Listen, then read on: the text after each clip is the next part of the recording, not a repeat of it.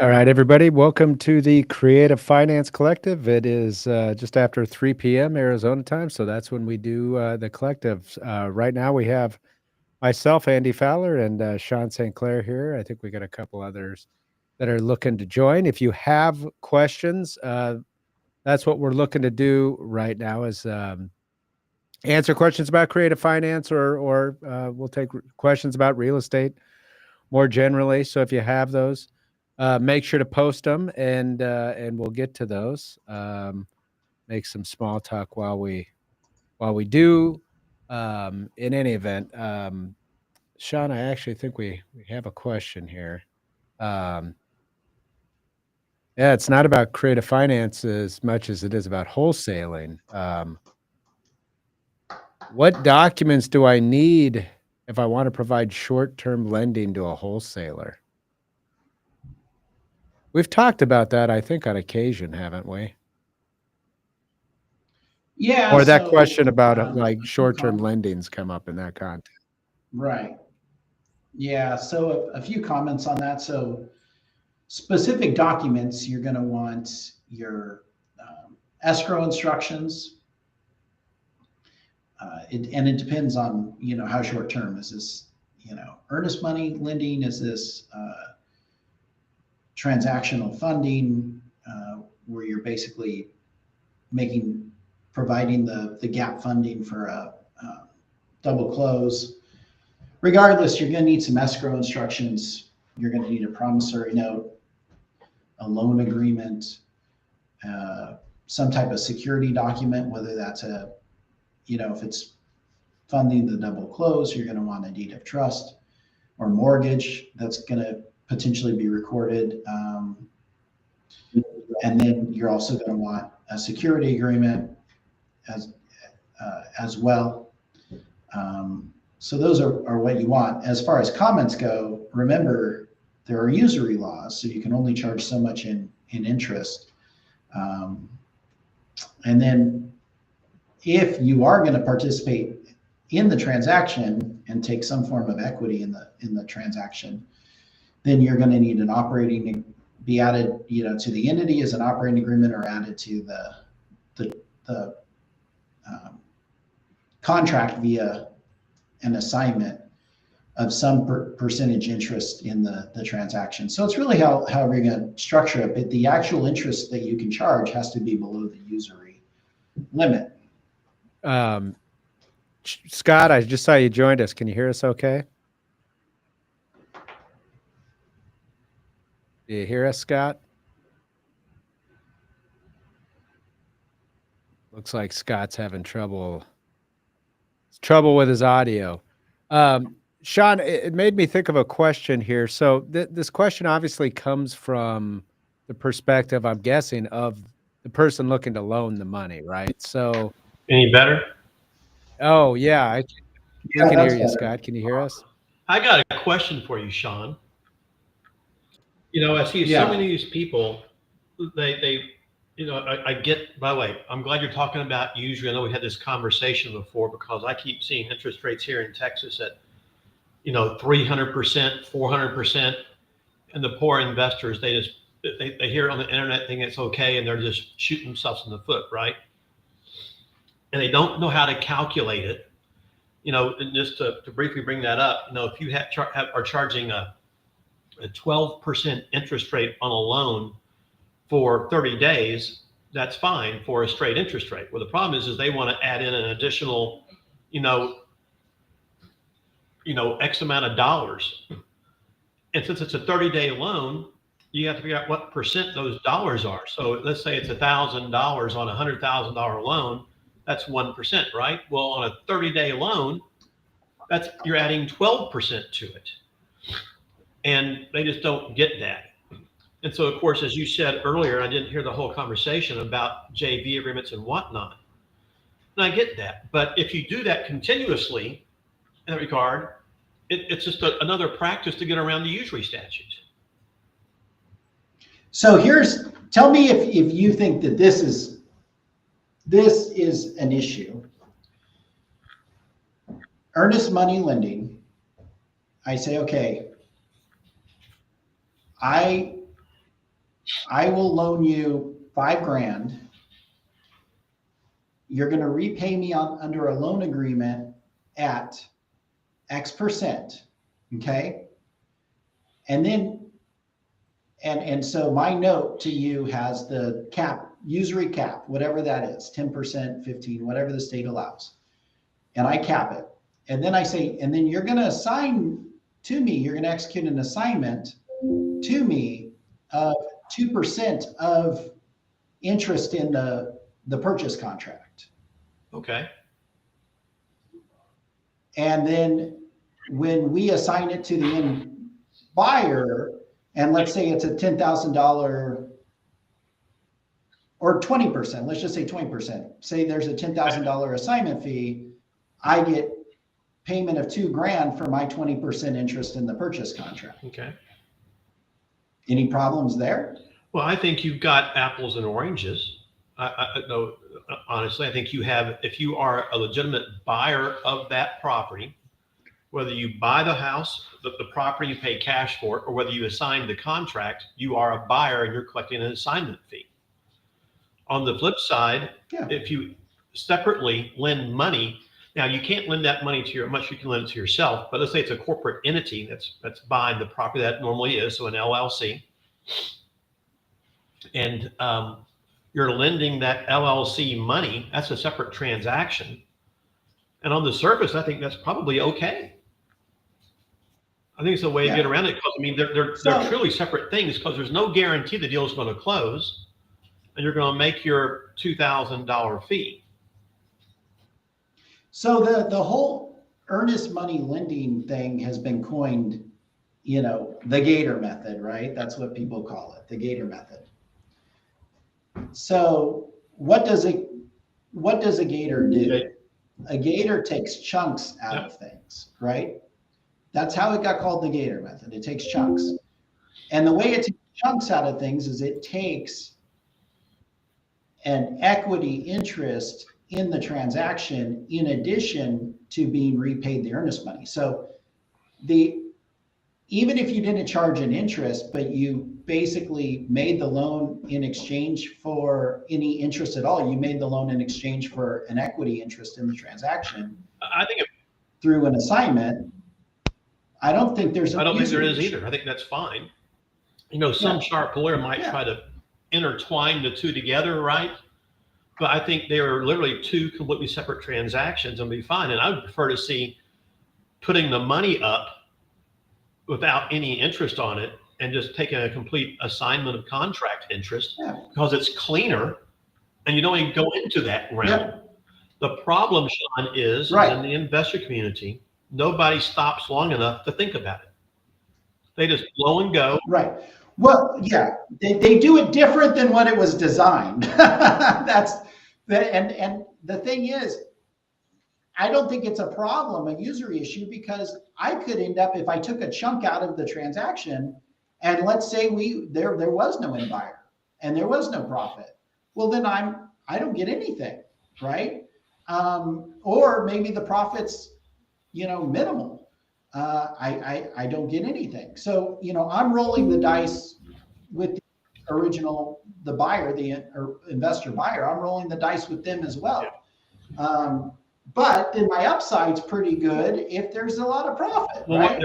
what they're doing here, Sean, is they're entering into a JV agreement, which they never intend to be part of. You know, they're not, but they're doing, it's just a way to get around the usury issues, I think. And they're circumventing. Yeah, you have to insert yourself in the transaction. Legitimately. And the thing is, nobody thinks about this, but I could take a 10% or 20% assignment interest in a purchase contract.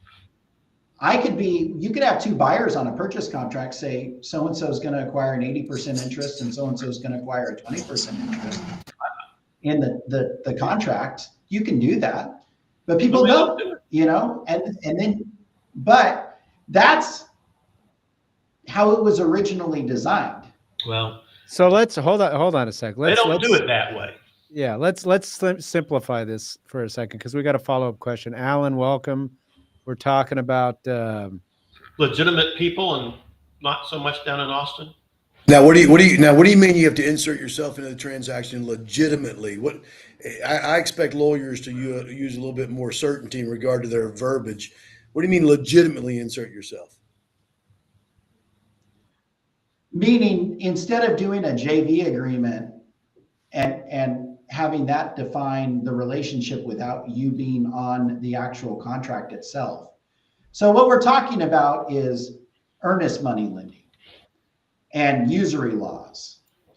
And so I was telling Scott that the original concept of this earnest money lending was coined the Gator method. And the reason why it was coined the Gator method is because gators take chunks out of things. That's why it was coined that. The idea being is you take a chunk out of the profit of the transaction. You basically lend in exchange for becoming an equity partner in the transaction, even if it's a small percentage. So you say, okay, I'll provide the $5,000 earnest money, and then I want a 5 or 10% contractual interest, either by way of an assignment of that percentage, or I go onto the contract as 95% to investor buyer A and 5% to investor buyer B. And then when we ultimately close and there's an assignment fee that's paid, I get 5, 10, 20, whatever I negotiate, I get that percentage of the assignment fee. And that's how I get paid as an earnest money lender. And then I don't think you're subject to usury laws in that case. And so you said utilizing the joint venture agreement doesn't get you around the usury issue. And I agree with that because and it's funny y'all were talking about this because I was just getting ready to revamp my JV agreements to try to fix this problem. Texas law says that that both or all venturers have to be equally involved in the company. And I'm working with another attorney, and I'm saying, what does that mean? If we both have to hold the screwdriver and both have to twist it, I mean, how are we both equally involved in every aspect of the endeavor? And so I don't know what the answer to that is. So, yeah, I don't know what the answer to that is because that's not an exact requirement in Arizona. But what you can't do is you can't use a JV agreement to whitewash otherwise improper conduct. And that is happening on the regular out there. And so, if let's say we didn't even want to break the percentages down as part of the contract, and let's say, Alan, that you and I, we're both going to be buyers on a contract. Well, I think it's appropriate at that point to both be buyers on the contract, and then we can have a separate JV agreement that's between the two of us that defines our interest in the contract and who's responsible for what. And my responsibility may be providing the earnest money deposit, and your responsibility would be processing and closing the transaction. I think then each person is equally involved or committed to the transaction and properly compensated according to the percentages of the JV. So you have the typical scenario where guy brings the opportunity but doesn't have money, and so he partners with guy that has money, and they're going to split things just 50-50. And so you can't have a JV agreement that allows them to split things 50-50 if the money guy isn't actively involved in the business. But if you tell him to come be a part of the purchasing vested owner party, I'm going to tell him don't do that, because now construction related disputes or disclosure, lack of disclosure disputes, or that's going to pull the money guy into the lawsuit. And so I need to figure out how a JV agreement actually satisfies as me bringing the money and getting my 50% cut without violating usury. You know what I'd like? Well, go ahead. I'm not sure that that's an issue, though. I'm in your scenario. I think that you could use a JV agreement to that effect. What we're talking about is, where you're lending money, you have a promissory note out there, and expecting to, get paid that money back.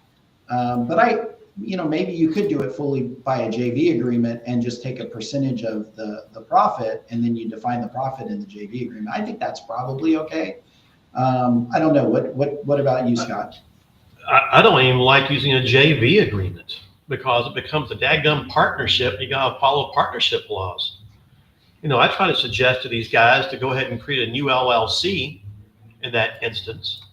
Let the money guy who's putting the money up protect his money through a note and a deed of trust, executed by the LLC.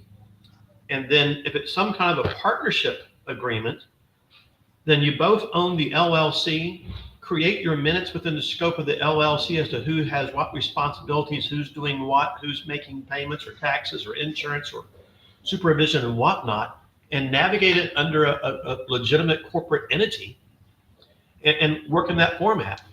And again, the problem you run into is nobody wants to do that because it might cost $300 to go file an LLC.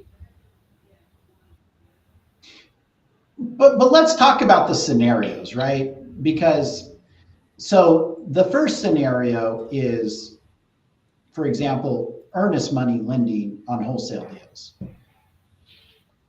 Going on to the purchase contract shouldn't be an issue on a wholesale deal, assuming it's a straight up wholesale, right? You're on the contract, you find that end buyer, it's a 90-day process. You're not even, you're not doing work on the property. There's not really any exposure there, and you're in, you're out. Why not just take an assignment of that percentage of interest or go on to the purchase contract for whatever percentage you want to be paid as for providing the earnest money?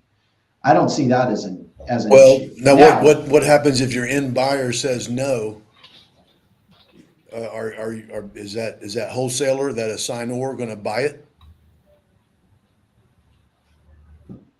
Well, you could have a separate JV agreement between the parties, but yeah, I mean that could pose an issue. I see what you're saying. So maybe a JV agreement. So because now you might have some exposure or liability to the seller, right? Yeah. Because you're at least agreeing to a 5% or 10% or 20%, whatever interest. I'm not sure a JV agreement behind the scenes where you say, well, I'm going to provide $5,000 earnest money for X amount of the profits, the end of the world. In that case, the JV agreement could serve as your escrow instructions. I think it's usury still. And you think it's usury? I do. Why? If you're a percentage of the profit, your profit could be zero, and you get zero. Well, do you have a note and deed of trust protecting your lending? No. Then I guess I don't see usury then. But I want a note and deed of trust. You have escrow instructions that you'll deliver to title as to what to pay you upon close, i.e. the repayment of the earnest money plus X percentage of the profit. We actually tell them to invoice us for services.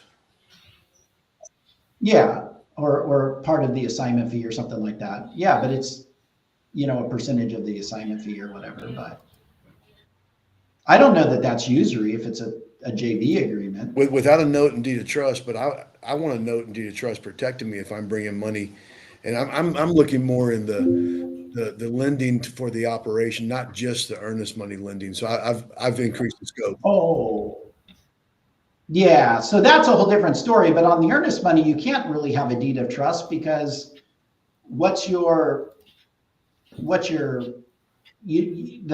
the buyer that you're contracting with isn't even going to ever own the property. I was trying to increase the scope so y'all could decrease my research time that I have to do to figure out my question. Because I recently, so two things, found a case that said, you have to be equally involved in the endeavor for a joint venture to work. And then I saw on the internet some CPA saying, hey, a joint venture agreement doesn't get you around usury law. And so I'm believing the case, but I'm also believing that CPA on the inner Google net. I think there's a problem with the way that we're currently doing it by, project guy partnering up with money guy, signing a joint venture agreement and getting a note and deed of trust. And that note and deed of trust is essentially going to exceed 18% here in Texas, the maximum amount. Yep. So I don't know. Well, what if, so let's say you do it this way. You have lending entity over here that has the note and deed of trust, and the note's interest rate is equal or less than the usury rate. And then you have, that's a problem with the JV agreement, because if you have to be equally involved, in that case, I would just form an LLC with a different entity over here, giving you as the lender some equity interest in the LLC as well. And by the time you get done, getting that LLC in place, assuming you're using someone besides the internet, you're looking at $500, $600, $700 minimum, and several days, depending on how long the Secretary of State's backed up. So I can see the allure of the joint venture versus the LLC. The LLC does fix it, though. It's just more time, more The effort, LLC more does money. fix it. Yeah. Does the LLC don't necessarily fix it? It sounds to me like the joint venture issue with it, that they're equally involved, is just a way to say, hey, you're not supposed to do something that would have otherwise been a security. So, we expect people in a joint venture to all be part of it. I mean, essentially the same rules apply to LLCs for the most part, don't they? Not that I know of. I mean, you could definitely have somebody who's a silent partner in an LLC, but even in that context, if you're gonna do that, you're supposed to comply with securities rules. Maybe I'm looking at this all wrong, but it sounds to me like the equal kind of endeavor requirement that you're reading about the joint venture just has to do with, somebody that would otherwise be considered in any other context a passive investor, right? Yeah. So what you're saying, Andy, is if the joint venture agreement provided for meetings, approvals, and every joint venture had the right to participate in those and make decisions on behalf of the joint venture, that's what they're trying to get at, as opposed to somebody simply, saying, here's my money, do with it as you may, hopefully pay me profit when it's all said and done, and I'm not involved. At which point that would bring in like the securities requirements. Yeah, I mean that's kind of without doing the research, I think that's what they're concerned about there, and having that requirement. Again, what does it mean? How much involvement is required? I think they're just trying to stop an end around Yeah. what's otherwise really a passive investor, or what looks like a passive investor. But I mean, you get what they're trying to do out there, and you see what these investors are trying to do. And my first comment is if you don't have $5,000 for earnest money, you shouldn't be doing the deal to start off with. First comment, I think. And of course, sometimes there's a little bit larger earnest money amounts. As I'm going, why are you borrowing that money? It just doesn't make any sense. So, one, on the earnest money thing, to me, it just blows my mind that they're doing that. I get borrowing $50,000 to bring a loan current for a renovation, those kind of things to the property. But I hate JV agreements, because I cannot tell you how many people here I have dealt with in the last 12 to 18 months who entered into JV agreements with investors who have bought a property using hard money, and every single one has lost every dime. And it's just because they're not secured, they're not protected, they're not watching the money, they have no lien on the property, they have nothing, no control of the hard money loan, no verification, no validation, just pure trust only. And I like to create liens on property whenever possible to protect the money sources.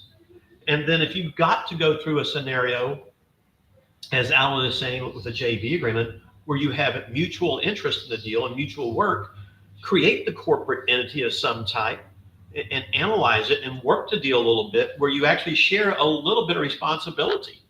That to me is just a smart way of doing it. Well, what a lot of them are doing is the equity partnering. Coming in, partnering with the seller. Seller doesn't have money to repair. Investor comes in, pays for repair, then they split everything 60-40 or what have you. Are you But saying they you're do that in gonna? a funky ass way too, Alan, as you know. What's that? They do it in a funky way. What do you mean? They don't put the property into a corporate entity to do that, right? Well, I mean, can you imagine if you're doing this 2, 3, 4 times a month? You're just going to create an entity for every one? Well, no, I do. I understand that. And you can use an entity and buy out your seller once they're done and convey his interest back to you. So you can use Yeah. the same entity over and over again. But they're in what's the word guys are talking about? Help me out here. What's the word for this? Usury? No, your equity sharing. I just call it equity partnering. It's what it is. But of course, they try to use these what I call a false power of attorney, because it really isn't a power of attorney. Oh, novation, like Novation. a novation. Oh, novations. The same thing Alan's talking about to a certain degree, and it's just that's what they're trying to do is partner with the seller to some degree. They're trying to eliminate the realtors from the equation and trying to create some mechanism to get paid at closing and avoid the 90-day financing rule, these kind of things. And it's just some of the things they do, they're hanging themselves out to dry. In your scenario, Alan, where they're going to have some form of equity sharing with the seller, why don't they, I mean, two things. Why don't they just come on title for that percentage of ownership with the seller? Or why don't they do, because I think in Texas you can do them for less than 180 days. Why don't they just do like a contract for deed or land contract for that percentage of interest in the property? So that's exactly what caused, well, and it was from us talking about 4, 5, 6 weeks ago. I don't like novations. When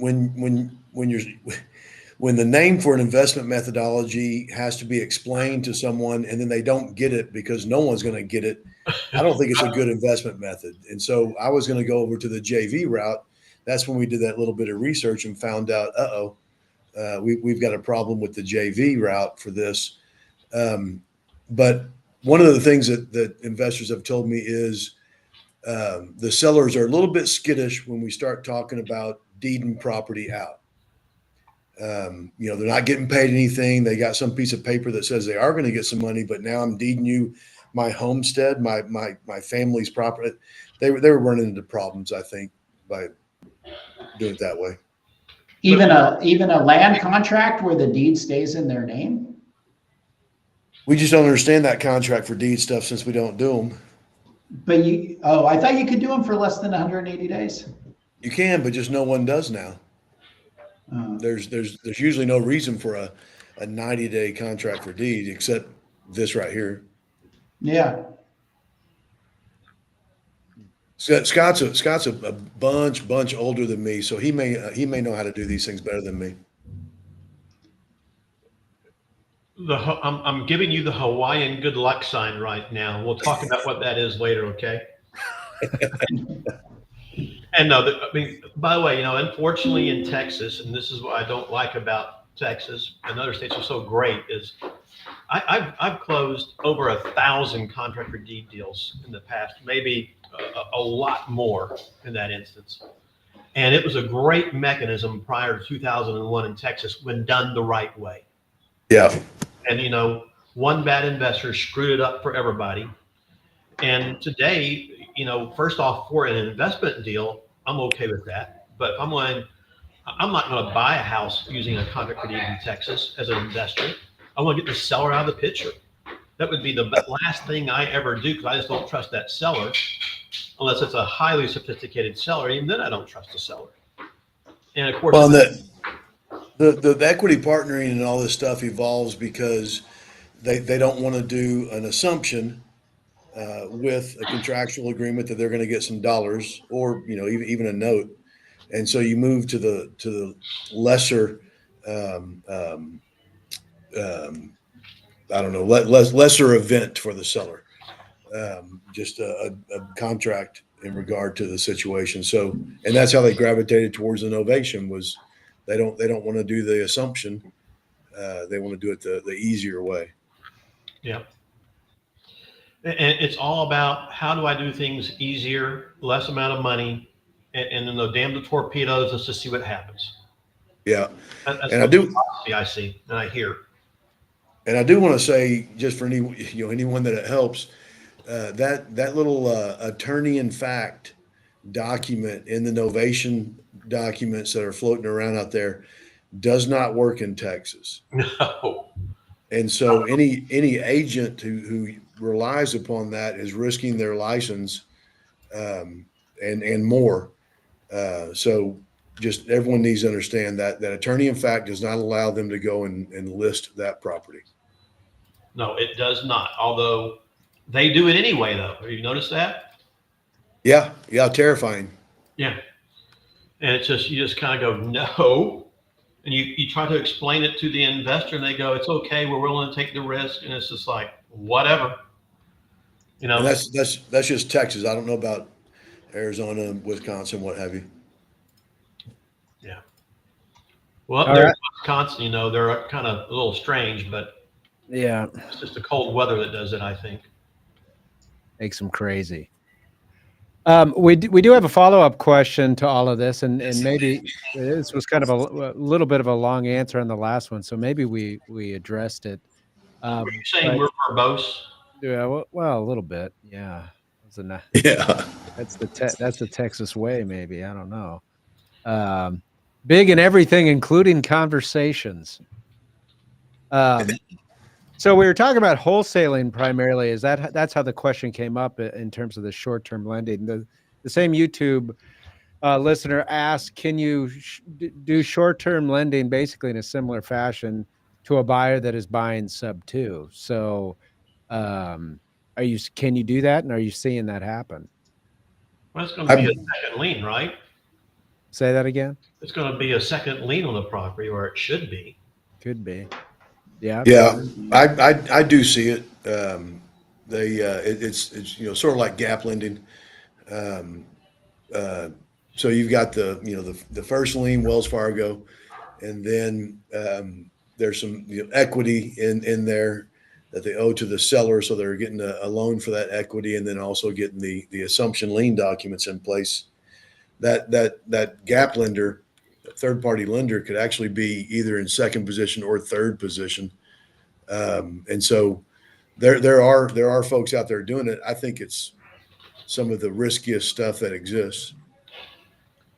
And boy, do I agree with that it is risky, and we do some, but I mean, we put a lot of stop gaps in place to protect ourselves, in case anything goes awry, because you've got to anticipate the worst case scenario always. Yeah, but there's a way to do it. No, there are. I just don't really like doing them. Yeah. It's a little risky. But I'll tell you, when we do them, I mean, we control the entire payment. I mean, we control the first lien payment, the second lien payment to us, and all those items like that along the way. So maybe I'm a control freak, but it's how you CYA, I think, in today's market. I mean, it raises the issue you brought up earlier, Scott. If you got to bring in lending to do a subject to transaction, should you even be doing it? I guess, like you said, $50,000 is one thing, 5,000 is another. Oh, Lord, yes. And I guess in a sub 2 deal, you're usually bringing more to the transaction than what you might in a wholesale, right? Well, in a wholesale transaction, you're going to bring, these guys that come up with $10 earnest money, $100 earnest money. If you see $1,000, it's amazing. Yeah. in a wholesale contract. But on a sub-2 deal, you do see, the dollars out there. I mean, I'll tell you that we even borrow private capital in sub-2s, but it's just that's our financing mechanism that we utilize. We don't have to do it, and we navigate it the right way. Yeah. But most people, unfortunately, don't. Yeah. All right, guys. Well, we've gone through all the questions we have so far. What else is going on? Any pressing concerns? Any other legal research we can do for you, Alan? I was trying to find out if redemption rights are assignable. If y'all could knock that out. Redemption rights. Oh. I've heard that they are not any longer. That's I've heard that. I heard that they knocked them out like a year or two ago. I went through the statutes and I couldn't find it directly, but y'all don't need to research that for me. I'll take care of it. In Arizona, they are. I'd like to know the answer. In Arizona, they are Again? assignable. Yeah, Okay. In Arizona, they're assignable, but yeah. I'll just tell you, Alan, I heard that they had, for both HOA and property tax redemptions, pretty much did away with that. Yeah.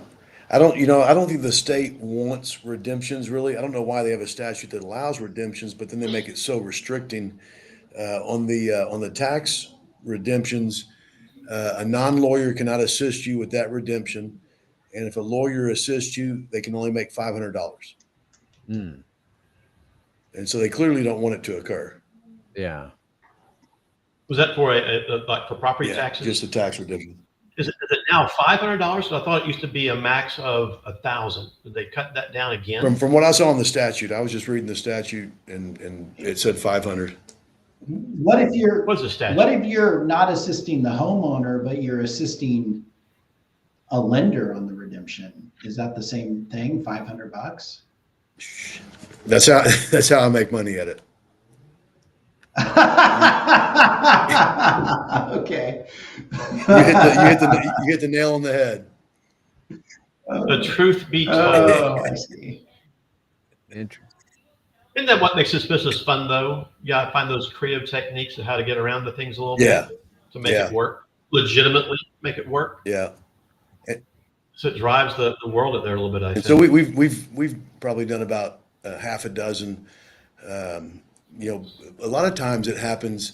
The investor comes in, contracts with the homeowner. We run title and we see a different person in title, and either the homeowner was legitimately unaware or they just were trying to run a scam. I don't know. And so then at that time, we'll go and assist the investor with getting the property redeemed and then sold to them. Right. As Sean said. Yeah.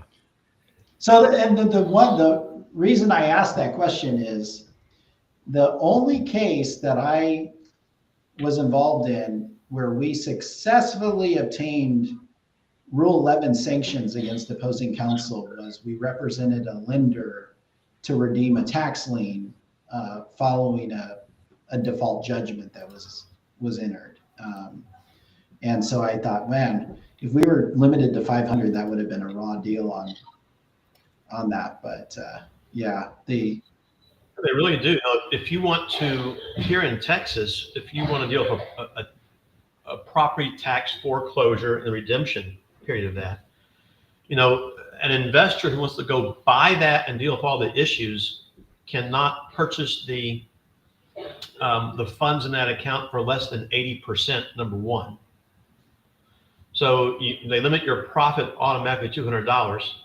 They limit the attorney and what they can charge to go to get the funds out of the court as well. They just automatically assume it only takes a couple of hours to go down and do all that, put together your motion or request, and maybe you can do it on Zoom. Maybe you have to go down to court for a quick little hearing in order to get the funds out for the client. But as Alan said, they limit. They don't want it to occur. Yeah, that's what it sounds like. Well, they can get those funds it's cheap to the state, I guess, Yep. right? Which happens probably 50% of the time or more, I'd bet. Yeah. we did a deal, just to bring it up to y'all. This has been a few years back. It was a funky deal where the guy, his father passed away. He inherited the property, no mortgage, didn't pay taxes, in depression for years and years and years. Getting foreclosed on and gets foreclosed on. And the guy has no idea that the property sold for, $150,000 at the auction, and he's entitled to something like $100,000 sitting in the court registry. No clue, no idea. And I do think nowadays you have to send notice to the person that's foreclosed on about the funds and those kind of things. But we came in and actually went to contract to buy the property from him, subject to him regaining title, agreed to make a hard money loan simultaneously to make the transaction work, and of course got retained to go down to the courthouse and to redeem the property. But we were his best friend at that point in time, because he had no clue he was going to put $90,000 or $100,000 in his pocket. He thought he just lost everything. Yeah. He was actually fairly happy at the end of the day. So you guys will appreciate this as title attorneys, or maybe you won't, because it's kind of scary. But in Arizona, on tax lien foreclosures, if service was not properly effectuated in the tax lien foreclosure, then that judgment is considered void and can be set aside at any point. And it doesn't even matter if there's a intervening third party bona fide, lender, purchaser, whatever. And so, of course, with these tax lien foreclosures, people, die and things like that. And so the attorney that does the foreclosure has a responsibility to go through the tax records and do independent research to figure out if they, anybody has paid the taxes within the last 5 years. And then you have to actually personally serve them before you do, service by publication and other alternative methods. And so there's an attorney in town who practices in this area. He'll foreclose tax liens, but he's also started a side business where he will search the docket of other attorneys who have foreclosed tax liens, and he'll look at what they did to obtain their default, to obtain service for purposes of getting the default judgment. Then they will look behind the affidavit and see if there's an heir out there or somebody that maybe they should have known about and overlooked. And then he'll reach out to the heir, and for pennies on the dollar, if that, he'll get the heir to assign their property interest to his LLC. And then he'll go into court, and this could be 5 years after the judgment. He'll go into court and move as a successor in interest to that heir to set aside the judgment. And then once it's set aside, title insurance claim gets placed. And of course, titles, pay it up. And he makes a lot of money doing this. It's quite the racket. Well, I had a similar idea that there's a fella in Texas who does legal lease purchase options, and they're not complying with the statute. They're not getting approval from the lender to accept payments from the tenant buyer, and that's one of the items I know that they're not doing. And so I thought a good business would be just go get his entire client list and represent all of the prior owners and or the tenant buyers, and rescind every single one of them and get all their money back. That's funny. Yeah. It's not good business though. No. And that's not me. It's not. He's the other direction. He's down south, not north. Oh, good stuff, guys. Well, like I said, that's all the questions we have. This has been a good discussion. Fleshed through a lot of stuff. Appreciate everybody taking the time. Alan and Scott. Again, appreciate you taking the time, and we'll do it again soon. Good deal. Good seeing y'all. Yeah. All right. Bye, guys. You have a great day. See y'all next week. Yep. In All Arizona. right. Oh, all right. We'll see you later. Yeah. Well, You bringing golf clubs, Me? yeah. I Sean? won't be there. I wish I would. I wish I was Oh, sorry. there, but Okay. now I'll be there for a while. Bummer. No. Well, we're gonna be there. I gotta come in and bend Andy's ear for a bit on some All right. things. Looks good. Sounds